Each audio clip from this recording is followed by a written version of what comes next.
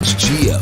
It's Adam Hoge. And from The Athletic, it's Adam Jahns. It's one of the craziest games that I've covered live. That crazy for me. I feel like, how many times a season do we say that? Yeah, but this one, I know. In the red zone.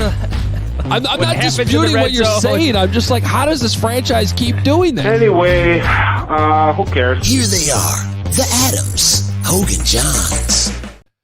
Good morning. Welcome in. Hoge Jahns with you early on a, whatever day it is. What is today? Tuesday. Okay. Come on, Tuesday. Feels like Monday because they were off yesterday. No camp. The camp. There's no days in camp.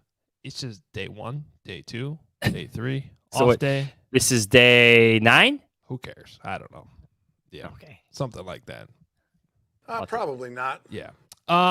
There's a depth chart out, which we're going to discuss. We are live on YouTube today, which I think we're going to try to keep doing here on Tuesdays going forward, unless, there's conflicts and stuff. But the depth chart is out. We're going to talk about that. We're going to do a little bit of a stock report, too, as we zoom out on, what has there been, 10 practices? Speaking of keeping count, something like that. I think we're at double. You just said you didn't know. I don't know. Family Fest counts. Yeah, but if Hoge Jahns aren't at a practice, did they really practice? No, they did not. I don't think so. Nothing mattered. No. Nothing counted. No. Anyway, you can follow us on Twitter at Adam Hoge, at Adam Jahns. You can read Johnsy, Kevin Fishbane, Dan Pompey, the whole crew on The Athletic, theathletic.com/Hoge Jahns. You can find me, CHGO, streaming every single day after practice around 3 o'clock. We'll have another show today for you to check out, and my newsletter coming out every morning to CHGO Diehards. Go sign up, allchgo.com/diehard. Big drop yesterday in the merchandise world. The Hoge Jahns polos are here. Just in time for fall golf season. Yeah, there's still plenty of time for... Oh, plenty of time. You could go all the way into November sometimes around here. I mean, you can even wear them to games if you want. They look awesome. Our friends at Obvious Shirts did a phenomenal job with them. So go check them out, obviousshirts.com, and find the Hoge Jahns collection. We tweeted out the link yesterday, too, on social media. The shirts, really, they're great. Johnsy's been pushing for these polos for a while. A couple of years now. Joe Johnson came through. They look awesome. Put my order in today. So you already getting the white one and a blue one. Yeah, you got to get them both. Got to get them both. Why not? I can't decide which one's my favorite between the two. They both look great. We'll take some questions here before we get out of here, too. A little bit of a shorter show because we got to rush and get to practice. But we might as well dive in since we have limited time. I'm glancing at this depth chart that just dropped like about 15 minutes ago. There's nothing more important than the unofficial, official team depth chart that is always 100% correct. My favorite is that they don't change it ever after it comes out. So you'll be in week 6 and the guy who's been starting for 3 weeks is still there. Still, listed. Why don't you run it down for everybody real quick? Every single one? Well, at least the offense and defense. Well, we'll start with special teams, obviously. Cairo Santos is still ahead of Andre Schmidt. No. How about Velus Jones Jr. is listed as the kick returner and punt returner. Kick returners, Velus in order, Velus Jones, Khalil Herbert, Treston Ebner, then Tyler Scott, and then Aaron Cruikshank, who, by the way, switched to 87 because Mercedes Lewis took 84 from him.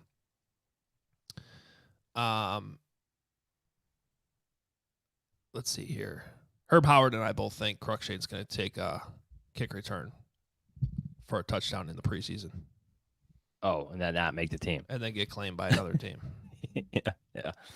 Can I, you mentioned the name there. Can I mention it for one of our first names for the stock up report? Yeah. Treston Ebner. Really?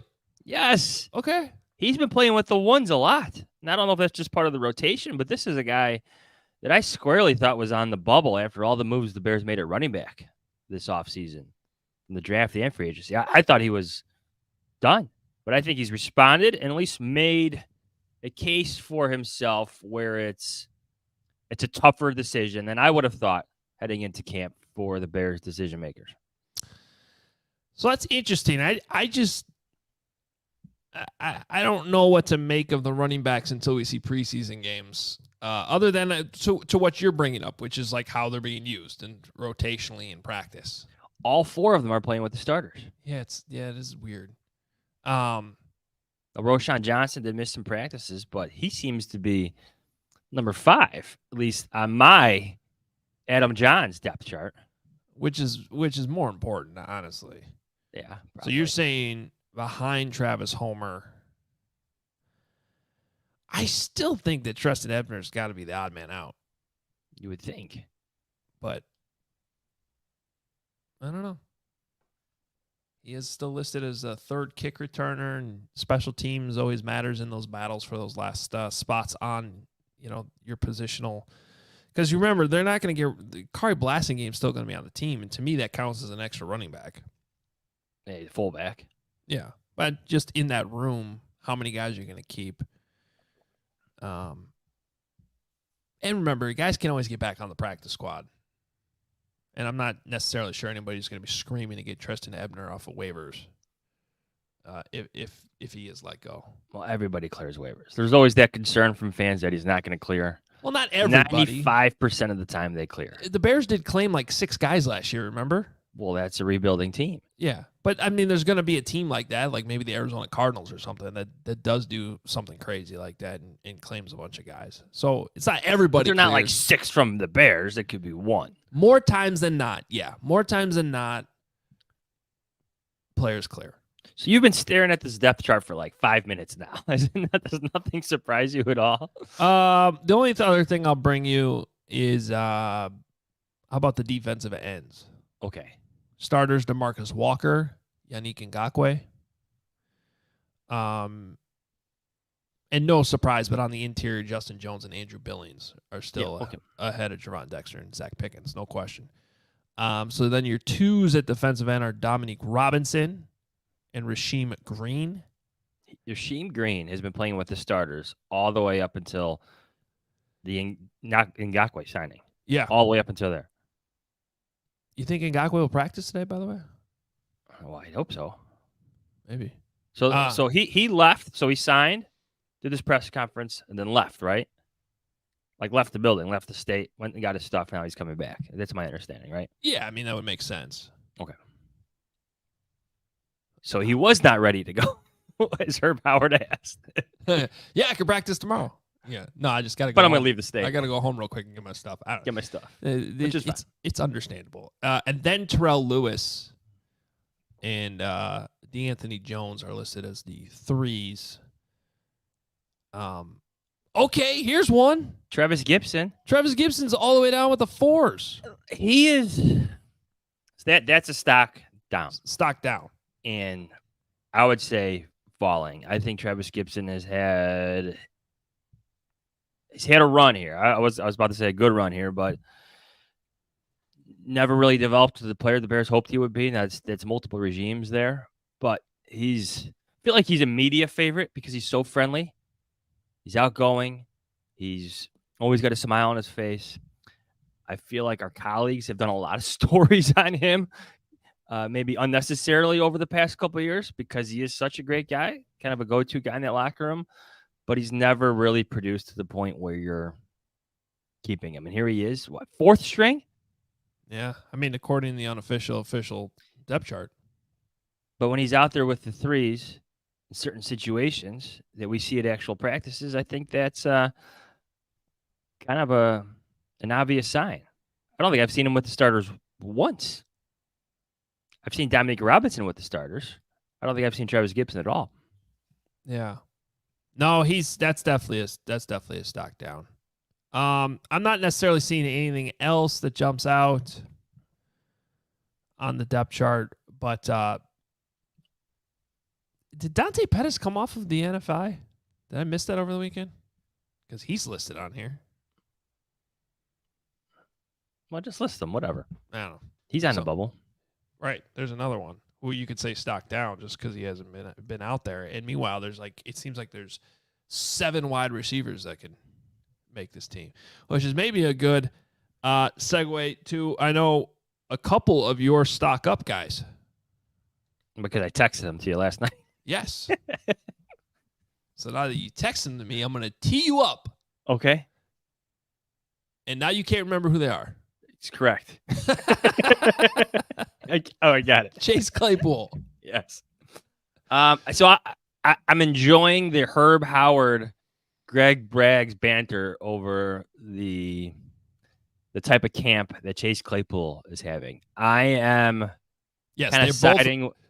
Well, first of all, they're both arguing about how good he is. Yes.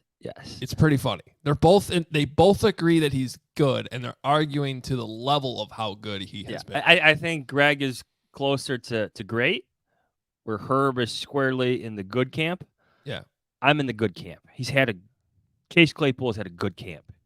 I think that's a great sign for him just in terms of being a contributor on this team. I think his stock has been up since the start of camp. He's been producing every day. He's making catches that you're marking down, like good catches for a lot of yards, to the point where Eddie Jackson's shoving you violently out of bounds and you want to fight. He's had that type of camp.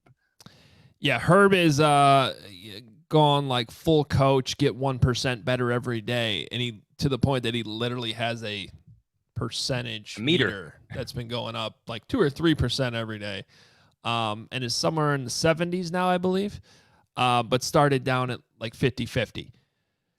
Braggs has said that Chase Claypool's the most impressive player that's been out there. It's not true. To which I would say DJ Moore is the best player on the team, probably, at least from what we've seen. So, but regardless, I think we're all in agreement that Chase Claypool's been having a good camp. And one of the most important things that Herb has brought up in his argument is he's been out there practicing every single day. He even at one point early, it was like the second or third practice, like got banged up. And I was worried he wouldn't be at practice the next day. No, he's been out there every single day. Availability has been there. And he's, with a couple mistakes here and there, he has been a frequent target of Justin Fields. And he's playing tough and a little bit mean. Yeah. I think the Bears secondary has been great for him in a sense. Where if you want that extra energy, some meanness from your wide receivers, you're getting it now because Eddie Jackson, Jaquan Brisker in your face telling you about it. Yeah. So I think that's a good one that we are on agreement on. Should we go another stock up or like? Yeah. I'll stay with the position. Velus Jones Jr. Yeah. I think his stock is up. I think it is positive. It is a positive development for him. Another player who we thought could be on the bubble, even though he was a draft pick only last year. But I feel like he's discussed every single day, and I'm marking catches down from Fields to him. He's making receptions on the field with Justin Fields in all drills. That is a positive development in terms of him securing a roster spot. Absolutely. And I'll also say, I'm not going to sit here and claim I've watched every single punt catch he's had, but you know me, I'm usually still watching special teams while everybody takes a nap. Haven't seen him drop one. Now, it's a totally different thing doing it in a game, but I do feel like that has improved from based on what I've seen in practice, and that's a huge ticket for him to still be on this team. And that's where on the depth chart it is notable that Velus Jones is listed as the number 1 punt returner ahead of Dante Pettis. Because remember last season they tried to let him be the punt returner and he couldn't do it. And they had to put Pettis in there. And that's another, I guess, stock down thing for Dante Pettis, because if they can trust Velus Jones to be the kick returner and the punt returner, then he probably will be that. And I'm not sure there's a role for Pettis on the roster then. And let me just say, without giving away scheme, that there was a run play in a practice a few days ago. I want to say it was like last Thursday, where Velus Jones Jr. got the ball and took it down the left sideline for a lot of yardage. Maybe to the house if they're allowed to do full contact and he breaks a tackle. Well, they're starting to work him into certain schemes and game plans and whatnot. Yeah, and I don't think you're giving anything away there because, you know, he's a Did a little gimmick bit guy. last year. Yeah. Yeah, we know that.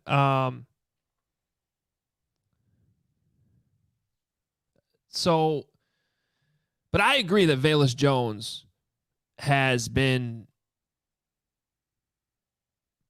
pretty good. Stock up, and I think that's both of those guys. I have to say, Chase Claypool and Velus Jones. Like, I hadn't given up on them, but I wasn't necessarily feeling great about them coming into camp. So good for them. Definitely stock up. Quick note from the Bears: that depth chart they just shared is not their most updated one. So forget what we just said for the first 5 minutes of the show. Well, and I don't know what they're changing unless they're benching guys that we don't know about. I just have a feeling that Travis Gibson's not supposed to be that far down. Okay. I don't know. I'm not taking back a single thing I said, though. Well, also, we're kind of having fun with the depth chart. I don't know how much it really matters. No. I can guarantee you that this one, whatever one they send out or the updated one, does not look the same. That's, plastered in Ryan Poles' office on the wall. So, Kindle Vildor is all listed as the last cornerback too. But again, like, maybe this is like the real one that was inadvertently shared.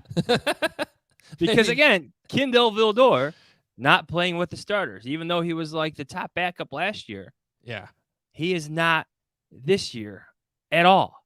Well, and I would say that's another stock down.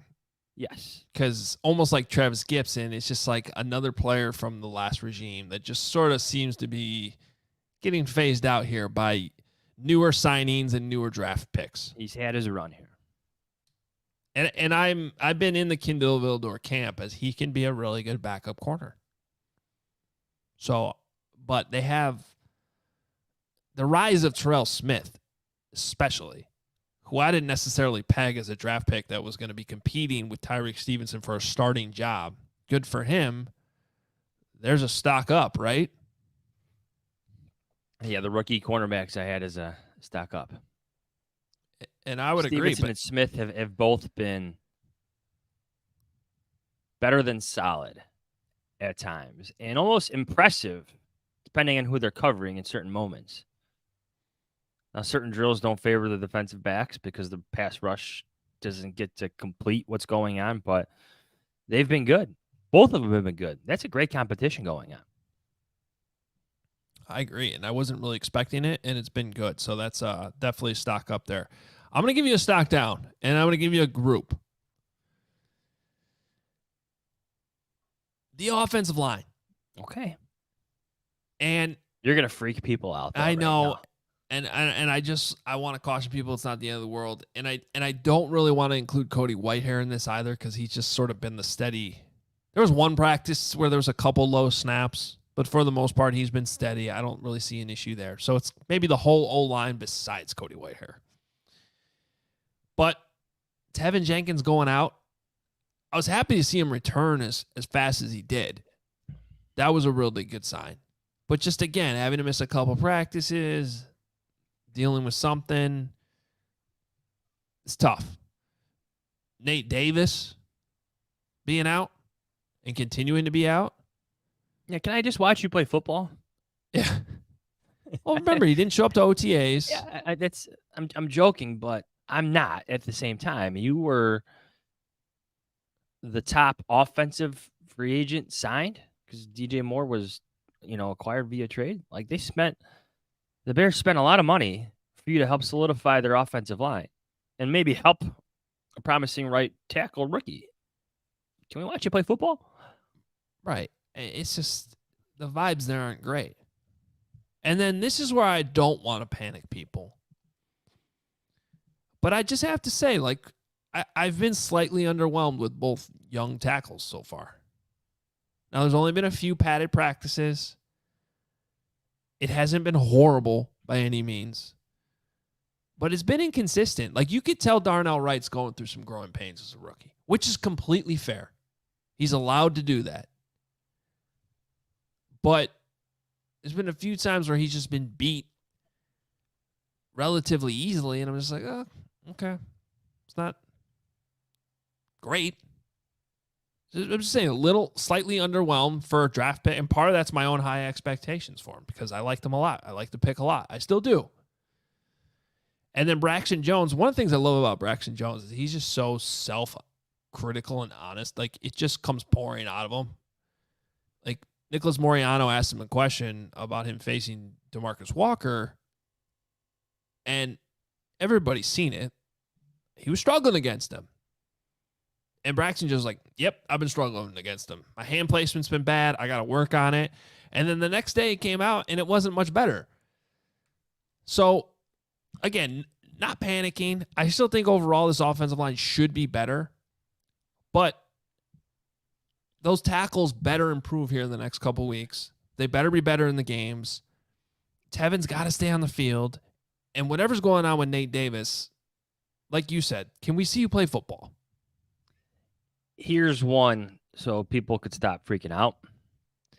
I feel like once they start running the ball, like for real, yes, where the offensive linemen are allowed to finish, and you're allowed to see Tevin Jenkins pancake some guys, because there's been some instances in practice where like, oh, Tevin Jenkins would have destroyed that cornerback, destroyed him. Instead, he's stopping because he doesn't want to take out his teammate. But there's been, I think you and I can both agree on this. The Bears are going to be able to run the football, like old-fashioned run the football, pound defenses. I'm not talking about read option stuff like this. I'm talking about the running backs.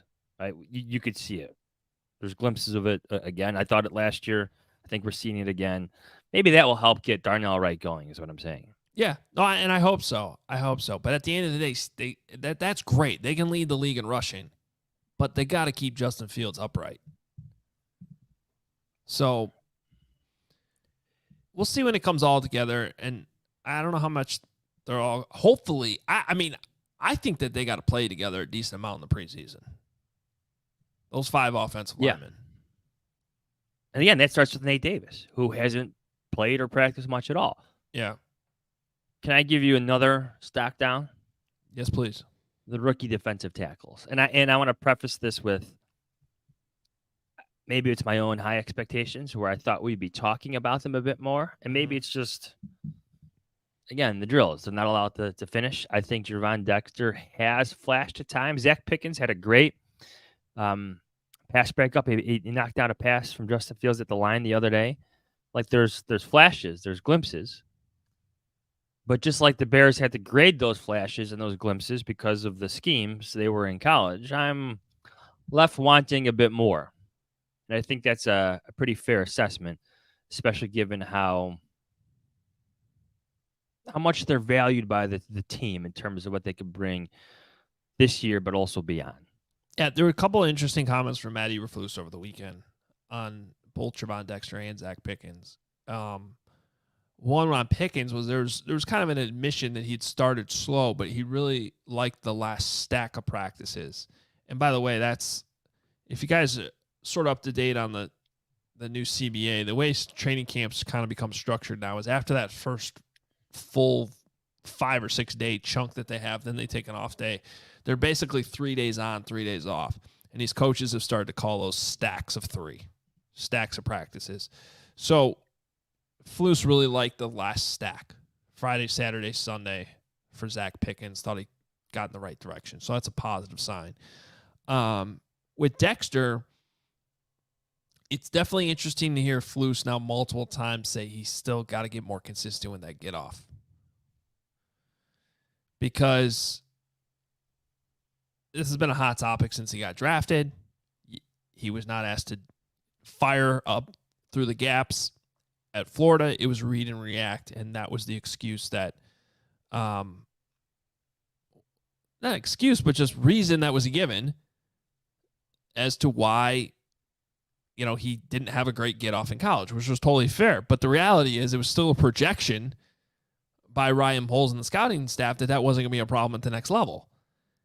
And now we got to see it.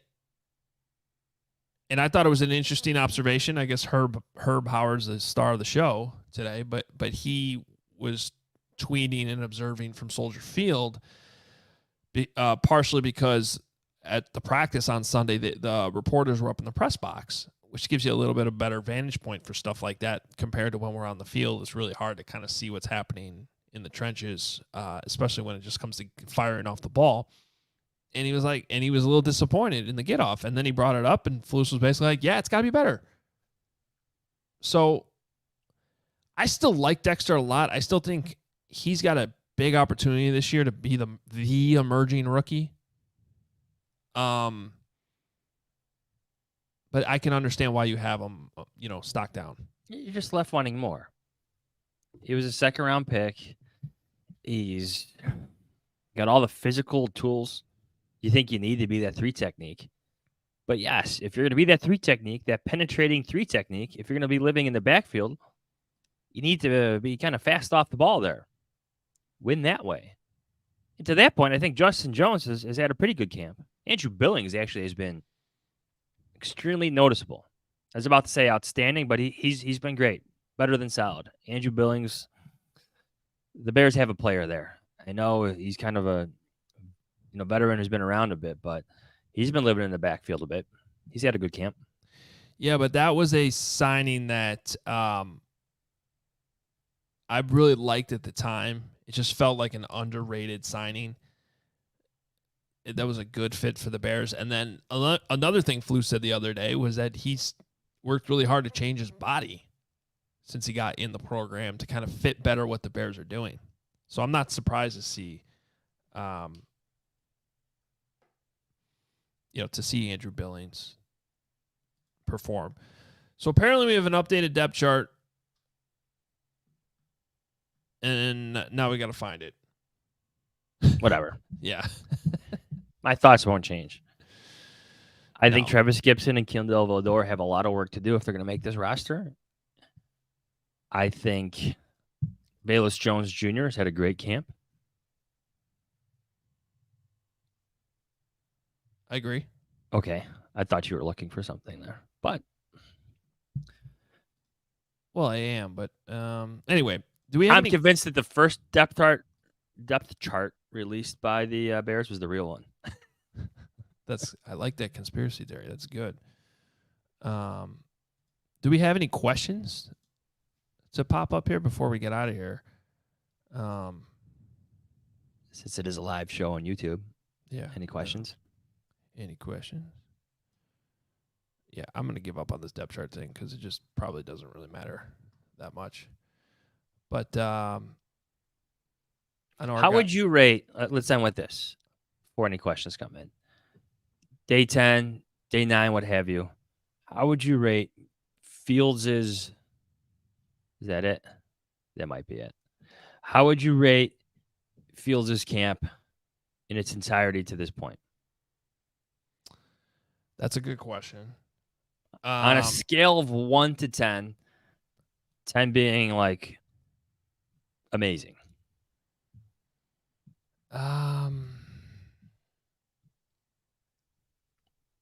7? I was going to say somewhere in the 6.5, 7.5 range, depending on what type of day he's having, given the last practice. It's been a good camp for Justin Fields. Yeah, I had him at a B+ about a week ago before that one really bad practice that they had. And I think when camp's over, you could totally do like the all right, well let's take out the best practice, take out the worst practice, and then kind of average everything else together. I liked how they responded from that bad practice. It still counts, but I like how they responded. And I like the reports from over the weekend that the offense was better. Flus pretty much acknowledged that much. And I do think that this is a camp where I really like the back and forth between the offense and the defense. I like the fact that it's not just one unit dominating every day. Some of our listeners don't like our 6 or 7 grades. That's in the positive side of things, everyone. I think there's been more positives than negatives for Justin Fields, and I think honestly the Bears defense is considerably better than last year and giving them problems, which is only a good thing in terms of his development, getting DJ Moore going, getting Chase Claypool going, which we talked about at the beginning of the show. I like what I'm seeing in general from the offense. And I think maybe by the end of this week, maybe we're trending towards a 7.5, more 8 in terms of what Justin Fields is doing in training camp. Yeah, I just think that I mean, first of all, you said 10 was like outstanding, and it has not been outstanding by any means. Amazing. Yeah. I think you can maybe make it. I think I would have been an 8 had it not been for that one really bad practice. So there's still plenty of time here to improve. I think overall it's trending in the right direction. And I think another important point there as we wrap up, when we say 7, we're talking about the passing game, right? Like we're not even evaluating his running game right now. They sort of have been doing that, but like this is not real football right now. So it's 7 in the passing game is pretty good for a show. Us who we've been very critical of what has happened in 7-on-7 drills. I feel like we talked about this in the last podcast, but since then, like we've seen him go 8 for 10 or 9 for 10 in 7-on-7s where that ball's out quick. These aren't checkdowns. This is like second read, third read. That ball is moving quickly and it's down the field sometimes. Now I feel like some deep shots, like he's missed some deep shots that you expect him to miss. Like sometimes the ball isn't coming out of his hands with the same pop it did last year, but we know it's in him. But if there's one sign of progress that like is significant to me, it's how quickly he's going through his reads in 7-on-7 and how quickly he's stacking completions. Yeah. Like getting the ball to his playmakers quickly. Like that's a positive development that pushes him, into the 6.5, 7 range in our scale. Now, once that ball starts going down the field more, then you're talking 7, 8. Yeah. I like all these questions coming in on our grading scale now. Good. Bro delicious. Hoge, if you were judging like an Olympic skating judge, what would be his rating if you took out his best and worst and averaged the rest? Oh boy. Back to a B plus. How about that? Like if that's more, I know that's not Olympic skating. Is this a Russian judge now? Do we have a controversy here? I'm not really sure. Here's one question. We'll answer this when I get out of here. How's the offense doing in general compared to previous training camps? Seems like it's always a dumpster fire, and we have to hear about how iron sharpens iron constantly. Since we started making fun of that cliche, I feel like they've said it a ton. Yeah, how iron is sharpening iron. Yeah, now I think it's become a bit. Yeah. That same commenter also said, "Scratch your nose if you're concerned about the offense." I'm not actually. How about that? I am not concerned about the offense. I am still very optimistic about this offense. I think they're going to run the ball well again. And now you have DJ Moore to help the passing game. Robert Mays and Nate Tice did their annual ranking of their predicting the top 10 offenses on their pod the other day on the Athletic Football Show. And I knew I knew the Bears weren't going to be in there. But I was like, are they going to get an honorable mention? Maybe from Nate. Because he's a Justin Fields guy. And I, just the fact that like even my brain is possibly going there, I think is a good sign. Because I'm not saying they're going to be a top 10 offense, but I think they're going to be. I think this offense, when it all comes together, and a big reason why is because of what you brought up earlier, the running game. The running game should be strong. I need to see more from this offensive line and pass protection. They need to be more Samoa consistent. had a few questions about the offensive line. How has Nate Davis looked? I think our friend joined late. We don't know. He hasn't practiced. I don't know. We didn't see him in OTAs. We haven't seen him in a padded practice. It's a great question, Berlissimo, but that's part of the reason why we went stock down on that. Because on the offensive line. We just don't know. So, all right. Well, I know you especially got a roll We do have to get to practice. So again, we apologize that these Tuesday shows have been a little bit shorter, but we're trying to go live for you guys to make up for it, and we'll try to keep that going. We'll be back Thursday with another longer episode. There's a football game on Saturday at Soldier Field. How about that? Bears Colts. Mike Vrabel cares so Not much Colts. about it. He's not even going to Titans. coach. Colts is next week. Yes, you'll get the schedule. Did you see that though? Mike Vrabel, he doesn't even want to coach this weekend. I love what he's doing though. No, I'm just kidding. Yeah. He's an giving his excellent idea. assistant coach, his assistant head coach, an opportunity to actually be the head coach on Saturday, which is a cool thing. And you'll see that with offensive coordinators a lot. You'll see them and maybe Getsy lets Jinoko call plays in one of these games. That's something maybe that'll come up this week. We can ask him.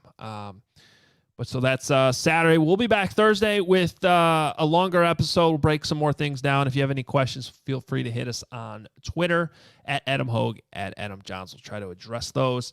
And you can catch me on CHGO all week. We'll have practice recap shows 3:00. Johnsy and Kevin Fishbane will have you covered on The Athletic all week long as well. theathletic.com/Hoge Jahns. Go check out those new polos. They're awesome. Obviousshirts.com. The Hoge Jahns polos are now live. We'll talk to you Thursday. See ya.